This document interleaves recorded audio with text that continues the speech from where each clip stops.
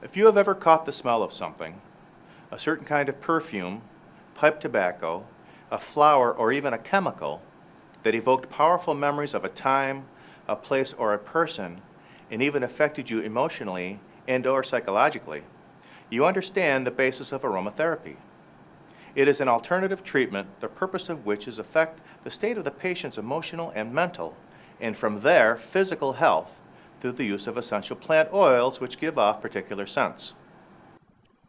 How aromatherapy is administered. Generally, aromatherapy practitioners use these essential oils as part of a topical medication. Often it is used in conjunction with massage or applied to the skin as an ointment.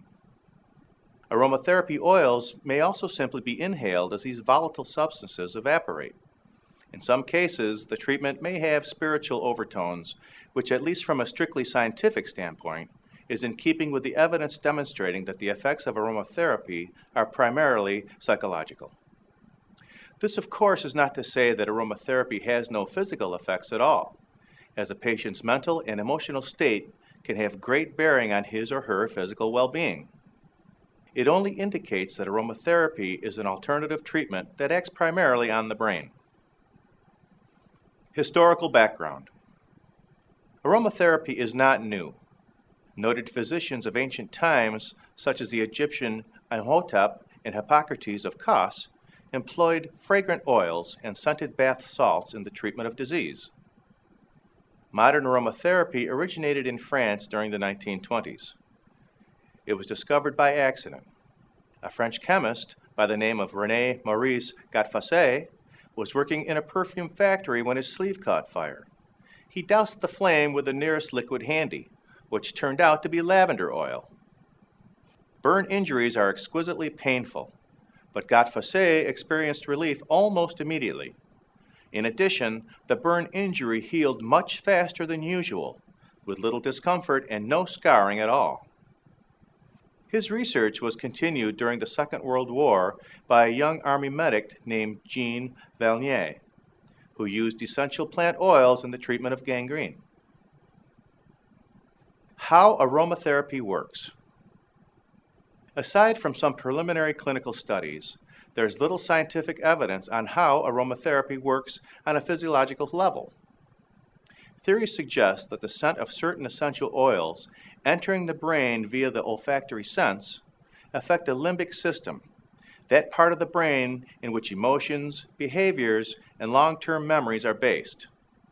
In essence, chemical messages are being sent to that part of the brain that affects the patient's mood and emotional state. Part of the problem in studying the effectiveness of aromatherapy is the fact that there are no standard procedures. While some essential oils are used for specific conditions, the types of oils used and the particular combination in which they are employed vary greatly according to the preference and experience of the practitioner. Aromatherapy and cancer. Like most complementary and alternative therapies, aromatherapy appears to be primarily a palliative treatment. Such treatments can be of assistance in coping with the side effects of chemotherapy and radiation treatments and may indeed have some positive effect on the patient's emotional and psychological state. This in turn has had the effect of lowering patients' blood pressure, respiration rate, and anxiety levels. There have been indications that aromatherapy techniques can be effective in the treatment of certain bacterial infections, but aside from palliative relief, has little effect on mesothelioma or other cancers. Generally, aromatherapy is harmless and indeed can provide a psychological boost for many individuals. However, certain individuals with sensitive skin and/or mucous membranes should be aware that some essential oils can cause irritation. Thank you for watching. This video was produced by Asbestos.Net, a leading resource on all aspects of asbestos and mesothelioma. Our priority is to inform victims about the devastating effects of asbestos exposure, mesothelioma, asbestos cancer, asbestosis, and other asbestos-related diseases, and to advise them with a wealth of information. Individuals whose lives have been touched by mesothelioma have numerous questions and concerns.